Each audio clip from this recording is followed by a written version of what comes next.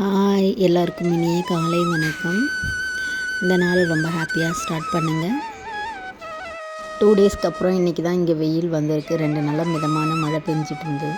அதுவும் ரொம்ப நல்லா தான் இருந்துச்சு. வெயில் வரும்போதே போய்ட்டு துணியை காய வச்சுட்டு வந்துடலான்னு காய வச்சுட்டு வந்துட்டு கிச்சனெல்லாம் க்ளீன் பண்ண ஆரம்பிச்சிட்டேன்.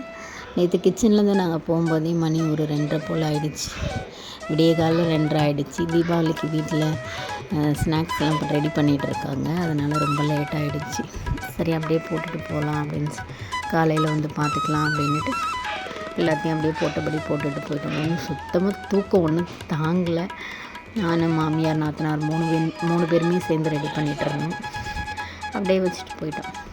எங்கள் வீட்டு குட்டி வாண்டாம் இன்னும் எழும்பலை. சரி, அவன் எழுந்ததுக்குள்ளே டிஃபன் ரெடி பண்ணிடலாம் அப்படின்னு சொல்லிட்டு ரெடி பண்ணிகிட்ருக்கேன். இன்றைக்கி உப்புமா தான் ரெடி பண்ணிகிட்ருக்கேன். மாவு காலி ஆகிடுச்சு.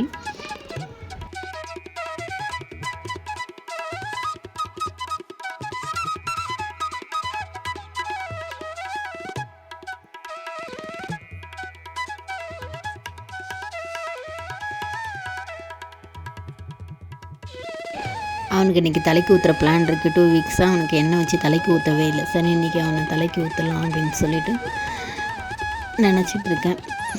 தூங்கி எழுந்தால் தான் அவரை குளிக்க வைக்கணும்.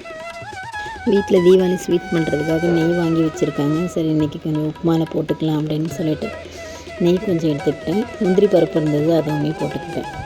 எங்கள் வீட்டுக்காருக்கு இந்த உப்புமாவில் முந்திரி பருப்பு போடுறது அவ்வளோ பிடிக்குங்க. நான் ரொம்ப கம்மியாக தான் போட்டேன். அதுவே வந்து பார்த்துட்டு திட்டுவாங்க, ஏன் நிறைய போட வேண்டியதானே அப்படின்னு சொல்லிட்டு. எப்போயுமே நெய்யும் முந்திரி பருப்பும் போடுவோம்னா இல்லை. இப்போ வீட்டில் இருந்ததால் நெய்யும் முந்திரி பருப்பும் போட்டோம். இல்லைனா எப்பயும் போல தான் சரி. இதில் நான் இன்னொரு விஷயம் மறந்துட்டேன். சாப்பிடும்போது தான் எனக்கே ஞாபகம் வந்தது. மாமியார் சொன்னாங்க, கடலைப்பருப்பு போடவே இல்லை, மறந்து போயிட்டேன்.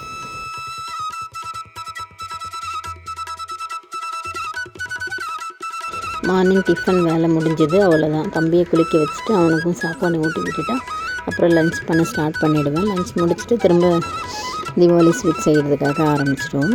இந்த வீடியோ பிடிச்சிருந்தா மறக்காமல் லைக் பண்ணுங்கள், ஷேர் பண்ணுங்கள், மறக்காமல் சப்ஸ்கிரைப் பண்ணுங்கள். தேங்க்யூ. நாளைக்கு ஒரு வீடியோவில் பார்க்கலாம்.